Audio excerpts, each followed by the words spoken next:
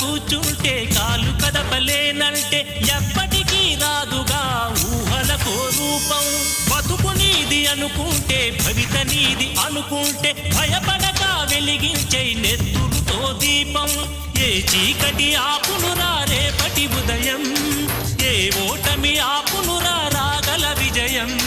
కాలమే నీ పథం, కోరికే నీ రథం, చేయరా సాహసం నీ జయం నిశ్చయం. అనుకుంటే కానిది ఏమున్నది, మనిషి అనుకుంటే కానిది ఏమున్నది.